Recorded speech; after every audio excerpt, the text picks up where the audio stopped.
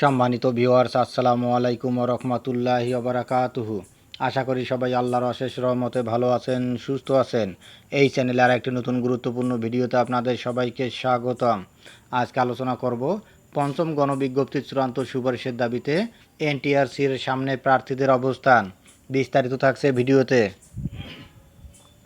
এই ভিডিওটি দেখার আগে যারা এই চ্যানেলে একদম নতুন তারা অবশ্যই চ্যানেলটি সাবস্ক্রাইব করে পাশে থাকা বেল আইকনটি প্রেস করে দিন। আর যারা ইতিমধ্যে সাবস্ক্রাইব করেছেন তাদেরকে জানাই অসংখ্য ধন্যবাদ। পঞ্চম গণবিজ্ঞপ্তির চূড়ান্ত সুপারিশের দাবিতে এনটিআরসি এর সামনে প্রার্থীদের অবস্থান।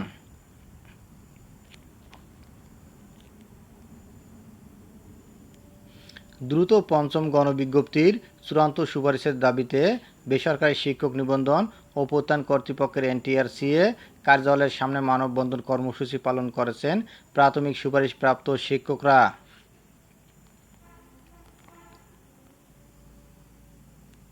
রবিবার 18 আগস্ট বেলা 12টায় রাজধানীর স্কাটন রোডের বোরাক টাওয়ারের সামনে এ কর্মসূচি পালন শুরু হয়। মানববন্ধনে দেশের বিভিন্ন জেলার প্রায় 2 শতাধিক প্রার্থী অংশ নিয়েছেন বলে জানা গেছে।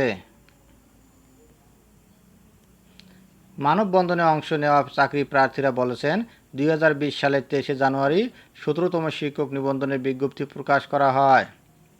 করোনার প্রকোপ কমার পর 2022 সালের 30 ডিসেম্বর সকাল 10টায় স্কুল পর্যায়ে এবং 31 ডিসেম্বর একই সময়ে কলেজ পর্যায়ে পরীক্ষা অনুষ্ঠিত হয়।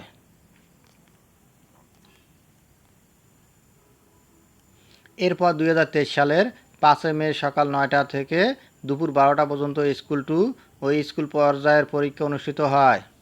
এছাড়া 6 মে একই সময়ে কলেজ পর্যায়ে পরীক্ষা অনুষ্ঠিত হয়। লিখিত পরীক্ষা গ্রহণের 4 মাস পর ফল প্রকাশিত হয়। 2023 সালের 24 সেপ্টেম্বর থেকে এই নিবন্ধনের মৌখিক পরীক্ষা শুরু হয়। মৌখিক পরীক্ষা শেষ হওয়ার পর একই বছরের 28 ডিসেম্বরের চূড়ান্ত ফল প্রকাশিত হয়। চলতি বছরের 31 মার্চ পঞ্চম গণবিজ্ঞপ্তি প্রকাশ করে এনটিআরসিএ। বেসরকারি শিক্ষা প্রতিষ্ঠানে 96,736টি শূন্য পদের শিক্ষক নিয়োগের পঞ্চম গণবিজ্ঞপ্তিতে 17 এপ্রিল থেকে আবেদন শুরু হয়, যা চলে 9 মে পর্যন্ত। দীর্ঘ 4.5 বছরের বেশি সময় অতিবাহিত হলেও এখনও নিয়োগের চূড়ান্ত সুপারিশ করা হয়নি। এই অবস্থায় দ্রুত চূড়ান্ত সুপারিশের দাবিতে মানববন্ধন কর্মসূচি পালন করেছেন তারা। ধন্যবাদ জানিয়ে বিদায় নেওয়ার আগে আবার অনুরোধ জানাই, যদি ভিডিওটি ভালো লাগে এবং সর্বশেষ শিক্ষামূলক আপডেট ভিডিও পেতে চান তাহলে অবশ্যই চ্যানেলটি সাবস্ক্রাইব করুন। ধন্যবাদ সবাইকে।